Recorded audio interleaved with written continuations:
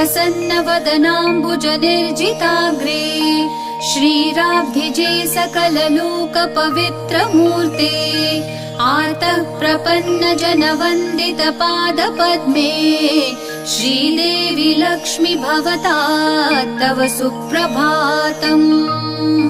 सद्यो विकासि कुसुमेश सुगन्धमत्ताः गायन्ति मातरमितं भ्रमरायशस्ते